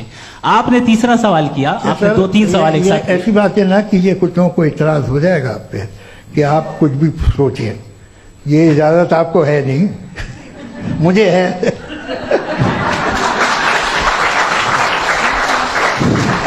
जी आपने प्रॉब्लम ऑफ इविल के ताल्लुक से सवाल किया और बार बार आप एक लफ्ज रिपीट कर रहे हैं कि ओमनीपोटेंट गॉड है, ऑल पावरफुल गॉड है। यही तो दरअसल समझना है कि गॉड का कॉन्सेप्ट क्या है। प्रॉब्लम ऑफ इविल जो है, प्रॉब्लम ऑफ इविल दर हकीकत 2 असम्पशंस पर कायम है। अगर आप इन 2 असम्पशंस को समझ जाएं तो ये प्रॉब्लम नहीं रहेगी, आर्ग्यूमेंट आपको समझ में आ जाएगी कि ये कोलैप्स कर जाता है। पॉइंट नंबर 1, यानी जो आपका सबसे पहला फॉल्स असम्पशन है कि गॉड मर्सीफुल है, ओमनीपोटेंट है, दुनिया में जुल्म हो रहा है। लेकिन आपको यह समझना चाहिए कि हमारे वर्ल्ड व्यू के मुताबिक गॉड सिर्फ ओमनीपोटेंट और सिर्फ मर्सीफुल नहीं है, बल्कि वो ऑल वाइज भी है और वो ऑल नोइंग भी है। उसके हर काम के पीछे हिकमत और विजडम है। ये कोई जरूरी नहीं है कि वो हिकमत और विजडम आपको समझ में आए या मुझे समझ में आए। अगर आप जो समझ रहे हैं उसके मुताबिक आप फैसला कर रहे हैं, ये लिमिटेड पर्सपेक्टिव से आर्ग्यूमेंट है। और इस चीज को हम अपनी दुनिया में, अपने लाइफ में, डेली लाइफ में इस प्रिंसिपल को एक्सेप्ट करते हैं। हम जब किसी डॉक्टर के पास जाते हैं, डॉक्टर के पास जाकर वो अगर उसने हमें कोई दवाई दी है तो हम ये तो नहीं कहते कि जब तक आपके पास जितना नॉलेज और जितना विजडम नहीं है, आपने क्यों ये दवाई दी है, तब तक हम इस चीज को एक्सेप्ट नहीं करेंगे। नहीं कहते, हम उसकी अथॉरिटी को तस्लीम करते हैं। क्यों? क्योंकि उसकी हम जानते हैं कि वो नॉलेजेबल है, वो विजडम वाला है, हमसे ज्यादा नॉलेज और हमसे ज्यादा विजडम है। बताएं सर। डॉक्टर में और खुदा में बड़ा डिफरेंस है। डॉक्टर पढ़ा लिखा होता है, एक तो मैं उसकी बात सुनूंगा। दोयम ये नहीं कुछ जवाब तो ये भी नहीं है सर। प्लीज अगर सब ऑडियंस से बोलने लगेंगे तो फिर मतलब नहीं सिविलाइज्ड बहस का। मतलब आप ये कहें कि क्योंकि आप डॉक्टर पे बिलीव करते हैं इसलिए खुदा पे बिलीव कीजिए, क्या ये मिसाल आपको समझाने के आर्गुमेंट है, इस पे आपको एतराज नहीं है। तो सिंपल बात ये है कि मैं अगर ये यकीन कर लूं कि एक ओमनीपोटेंट, उसकी मसलहत है ये जो बच्चे मर रहे हैं ये मसलहत है उसकी, मुझे नहीं चाहिए ऐसी मसलहत। उसकी मसलहत नहीं, यही तो समझना है, मतलब एक्सपीरियंस। अच्छा, इस आपने अभी मेरी बात पूरी सुनी नहीं। मैंने कहा आपका पूरा आर्ग्यूमेंट दो फॉल्स असम्पशंस पर है। एक फॉल्स असम्पशन मैंने बता दिया, दूसरा फॉल्स असम्पशन ये है कि इस दुनिया में इविल के होने का कोई गुड रीजन नहीं है, जबकि हमारे पास बाज रीजंस मौजूद हैं, हमारे पास बाज वजूहात मौजूद हैं। अगर इस दुनिया में इविल ना हो तो आप गुड को डिफाइन कैसे करेंगे? अगर जुल्म ना हो आप इंसाफ को समझेंगे कैसे? अगर तारीकी ना हो तो आप लाइट को समझेंगे कैसे? बहुत अच्छे। अभी और सुन लें, अभी और बाकी है। ये तो बात बहुत पसंद आई साहब मुझे, कि जब तक रेप ना हो तब तक औरतों की इज्जत का ख्याल आपने मेरा जवाब पूरा सुना ही नहीं। जब तक के बच्चों का कत्ल ना किया जाए तब तक आपको बच्चों की मासूमियत की इज्जत। आपने पूरा जवाब सुना ही नहीं। क्या बात है, क्या आपने नुक्ता निकाला? आपने पूरा जवाब सुना ही नहीं। आप सुन लें, मेरी बात सुन लें। ये मैंने आपको एक चीज बताई। दूसरी चीज, इस दुनिया में हम आए हैं टेस्ट के लिए, हमारा टेस्ट हो रहा है और हर इंसान का अलग अलग अंदाज में टेस्ट होता है। और इस दुनिया में अगर इविल मौजूद है तो वो इविल जरिया है हमारे अंदर ह्यूमन नोबल क्वालिटीज को डेवलप करने का और अलग अलग फील्ड में प्रोग्रेस करने का। और अगर हमारे अंदर और इस दुनिया में इविल नहीं होता तो बताइए टेस्ट का मतलब क्या होता? अगर मैं अपने स्टूडेंट को एमसीक्यूज दूं और उसमें सिर्फ राइट आंसर लिख कर दे दूं और कहूं तुम्हारा टेस्ट हो गया, ये मीनिंगलेस है। इस दुनिया में अगर हम टेस्ट के लिए आए हैं तो जाहिर है गुड एंड इविल दोनों मौजूद है। तो अगर गुड एंड इविल दोनों मौजूद है तो ये इविल भी खुदा का बनाया हुआ है? जी हाँ, खुदा का बनाया हुआ है। लेकिन अच्छा, चलो अच्छी बात। जी बिल्कुल, तो बिल्कुल खुदा ने बनाया। अभी तो ये है कि जो मेजॉरिटी है दुनिया में वो इविल है, तो ये खुदा एक्चुअली इविल के साइड पे लग रहा है मुझे। बिल्कुल भी मैं बताता हूं। मेजॉरिटी में तो वो है। क्या बात कर रहे हैं भाई आप? मैं कोई भी जो मुंसिफ होगा, चाहे आपका अपना घर हो जिसके आप सबसे बड़े हैं, चाहे आपकी ऑर्गेनाइजेशन हो जो आप चलाते हैं, वहां पर आप इविल रखेंगे साबित करने को कि बाकी लोग शरीफ हैं? मेरी बात सुनिए। क्या ये आर्ग्यूमेंट ही गलत है? अगर कि जब तक के कोई इविल नहीं होगा तब तक के शरीफ आदमी शरीफ नहीं लगेगा। अगर एग्जामिनर गलत ऑप्शन दे रहा है तो एग्जामिनर इविल नहीं हो गया, जो गलत ऑप्शन को सेलेक्ट कर रहा है वो फेल होगा। क्रिएटर ने इविल को बनाया है लेकिन वो इविल नहीं है। अच्छा सुनिए मेरी बात, लेट मी कंप्लीट सर। जी जी। क्रिएटर ने इविल को बनाया है टेस्ट के लिए, वो इविल नहीं है। इविल वो होगा जो उसे इख्तियार करेगा। छुरी को बनाने वाला गलत नहीं होता है, छुरी का गलत इस्तेमाल करने वाला गलत होता है। रेप को कैसे गलत इस्तेमाल करते? रेप इंसान के फ्री विल का नतीजा है। ये रेप कैसे गलत इस्तेमाल होता है? ये मुझे अब सुन लें, अब सुन लें। गलत इस्तेमाल होता है। हाँ मैं बता रहा हूँ ना, कैसे गलत? मैं बता रहा हूँ कि जो इविल इस दुनिया में मौजूद है उसके कई सारे तरीके हैं। एक तरीका इंसान का अपना फ्री विल है। अब अगर कोई रेपिस्ट रेप कर रहा है तो इसका गॉड का कसूर नहीं है, वो अपने फ्री विल का गलत इस्तेमाल कर रहा है, उसको सजा मिलनी चाहिए। अच्छा। और उसी के लिए जहन्नम बनाई गई है। ये फ्री विल का भी बड़ा चक्कर। आप जब कोई बुरा काम करते हैं या कोई बुराई होती है तो ये कहा जाता है कि ये फ्री विल है। 7 billion free wills are moving on this planet. 7 billion free will. और एक आदमी अपनी फ्री विल से मुझे कत्ल कर दे तो मैं खुदा की मर्जी से मरा हूं कि इसकी फ्री विल की वजह से? मेरी मौत खुदा के हाथ है या ये फ्री विल वाले के हाथ है? खुदा ने फ्री विल का निजाम बनाया है और उस निजाम का गलत इस्तेमाल करके कोई आपको मार रहा है, इस्तेमाल करके मेरा कत्ल कर देता है। अब मेरी मौत का जिम्मेदार कौन है? वो इंसान जिम्मेदार है। वो इंसान। जी। तो ये कहना कि और उसको सजा मिलेगी। तो अब आप आगे चलिए कि ये तय करना कि अल्लाह ही या अल्लाह ने खुदा ही जिंदगी देता है, खुदा ही मौत देता है, ये गलत है। बिल्कुल गलत नहीं है। हाँ, नहीं, निजाम उसी ने बनाया फ्री विल का। निजाम मौत और हयात का उसी ने बनाया। You are contradicting yourself. अभी आपने कहा कि एक आदमी ने फ्री विल से आपको मार दिया, इसमें उसे फ्री विल दी गई थी, उसने गलत इस्तेमाल किया। 7 billion free wills are moving on this planet और आप चाह रहे हैं कि मैं सिर्फ खुदा का ध्यान करूं। ये 7 बिलियन फ्री विल्स को मुझे लुक आफ्टर करना पड़ेगा कि नहीं? ये तो तबाहियां कर रही हैं और तबाहियां ज्यादा हो रही हैं। बिल्कुल। तो अगर आप बताएं अगर खुदा नहीं है फॉर एग्जाम्पल, तो आप इविल को कैसे डिसाइड करेंगे? यानी how can you define evil objectively without God? Evil को डिफाइन करिए। देखिए, दुनिया में 2 तरह के जानवर हैं। एक जो अकेले रहते हैं जंगल में और एक जो ग्रुप्स में रहते हैं। ग्रुप में जो भी रहेगा, चाहे वो आपका फाउंडेशन हो, चाहे कोई क्लब हो, चाहे कोई पॉलिटिकल पार्टी हो, चाहे कोई यूनिट हो, उसमें आपको इंटरैक्ट करने के रूल बनाने पड़ेंगे। यानी लोग तय करेंगे। लोग तय करेंगे। अगर लोगों ने ये तय किया कि किसी का रेप करना सही है, आप जस्टिफाई करेंगे? नहीं, आपका फाउंडेशन तो ये हो गया ना कि लोग ही विल डिसाइड करेंगे। नहीं, अरे दुनिया में ऐसे ग्रुप्स हैं जो रेप को जायज मानते हैं सर्टेन हालात में। मैं डिटेल में नहीं जानूंगा, आप भी जानते हैं। ये जो आईसिस वाले थे, इन्होंने क्या किया था, तो उन्होंने क्या किया उसका खुदा से कोई ताल्लुक नहीं है सर। मैंने सिंपल सवाल किया कि इविल को आप डिफाइन करते कैसे हैं? आगे वापस आइए जी। आप साथ में तभी रह सकते हैं जब कुछ आप ऐसे उसूल डेवलप करें जिसमें हर एक का बेसिक तहफ़्फ़ुज़, हर एक का बेसिक राइट हो और हर एक को पूरी आराम मिले। यही तरीका है किसी भी ऑर्गेनाइजेशन जिसमें एक से ज़्यादा लोग हैं और वो ऐसे चलती है ज़िंदगी। उसमें अगर आप गड़बड़ करेंगे तो तबाही होगी, नुकसान होगा, बर्बादियाँ आएंगी। और अगर उसमें आप घर ले लीजिए ना, एक हस्बैंड है, एक वाइफ है, बच्चे हैं, वालदा भी हैं, 2 बहनें भी हैं, एक भाई भी है। अब इसमें कोई निज़ाम आपको चाहिए साथ में रहने का, और एक दूसरे पे भरोसा रहे, एक दूसरे के बहीख्वाह हों, एक दूसरे की मदद करें, ऐसी जिंदगी। सर आपकी बात आ गई। आप ये कह रहे हैं कि लोग डिसाइड करेंगे क्या सही है क्या गलत है, यही है? मेजॉरिटी डिसाइड करेगी क्या सही है क्या गलत है? अरे भाई बिल्कुल। मेजॉरिटी अगर ये कहे कि नाजी जर्मनी के साथ जिस तरह मेजॉरिटी थी कि जेनोसाइड करना सही है, आप जस्टिफाई करेंगे? उस वक्त आपका ये सवाल सिर्फ उसके बाद क्लोजिंग। हाँ, उस वक्त प्लेनेट पे जो लोग थे, उनमें कितने लोग हिटलर को सही समझते? अच्छा, प्लेनेट की मेजॉरिटी तय करेगी, सोसाइटी की नहीं। प्लेनेट की मेजॉरिटी गॉड के एग्जिस्टेंस को सही मानती है, आप क्यों नहीं मानते? ये हेलो ये क्रॉस क्वेश्चन का राउंड यहाँ पर समाप्त होता है। और ये बड़ा अच्छा है कि इस तरह से फ्रेगमेंट कर दिया गया है ताकि जो मरकरी ऊपर जा रहा है नीचे जवाब दे दूं जी। प्लेनेट की ज्यादातर मेजॉरिटी कुछ दूसरे मजहबों के खुदा को मानती है। आप उन्हें क्यों नहीं? आप तो मेजॉरिटी की बात कर रहे अच्छा, हैं। ये क्लोजिंग आप ये कह रहे हैं इविल और गुड को डिसाइड मेजॉरिटी करेगी। मेजॉरिटी जो कर दे वो सही हो जाएगा। क्लोजिंग इसको जैसा आप ही लोगों ने तय किया है उसी फॉर्मेट को फॉलो कर लेते हैं।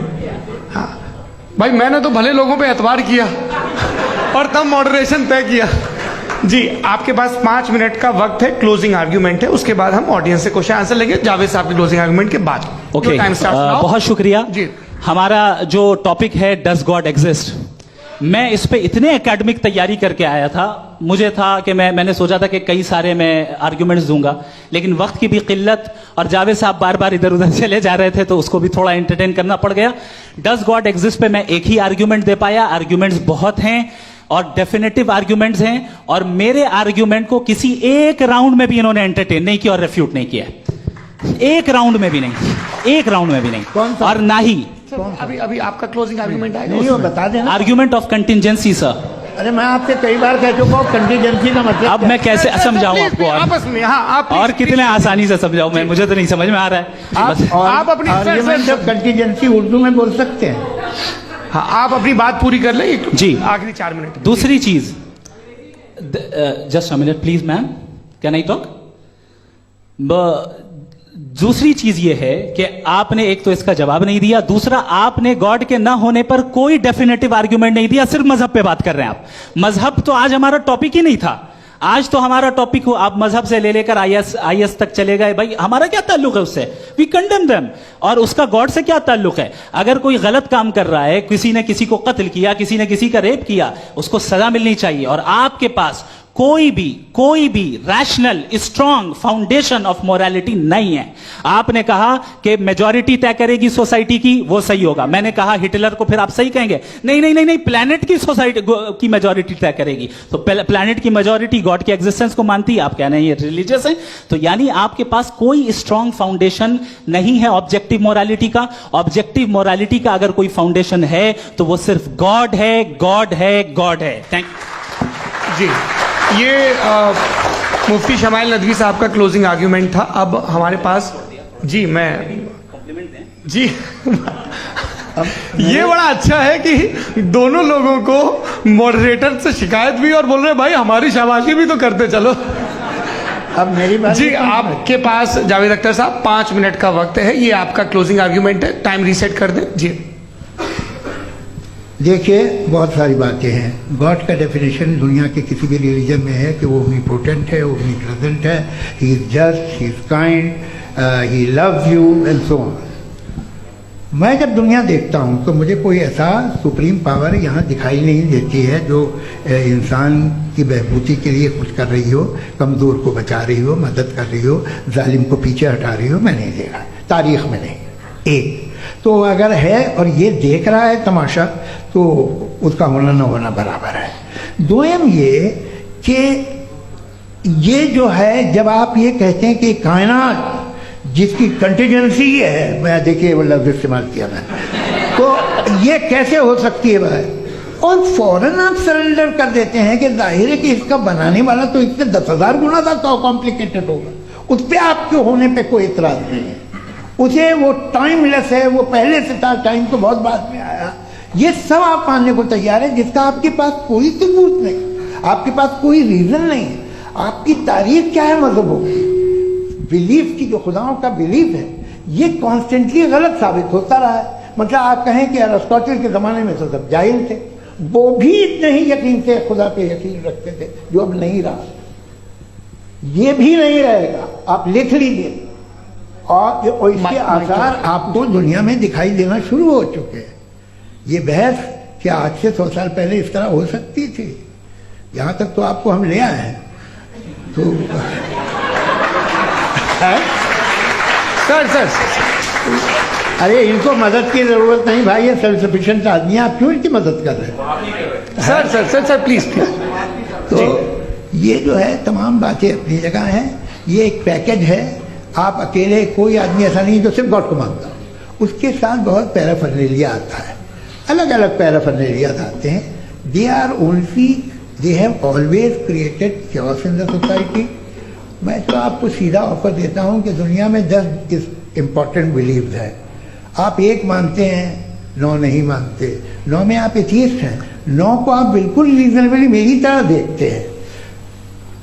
तो 90 मजहबी आदमी भी 90% एथियस्ट है, वो दूसरे खुदा नहीं मानता, एक खुदा मानता है, अपना वाला, बाकियों को कहता है गलत है। अगर आप मानना ही बंद कर दे तो आपका 10% चांस है कि आप सही हैं और 90% चांस है कि आप गलत हैं। मेरा मशवरा है, आप मानना छोड़ दिए तो 50% चांस होगा कि आप सही हैं और 50% चांस होगा, 40% आप गेन करेंगे बाय बिकमिंग एन एथियस्ट।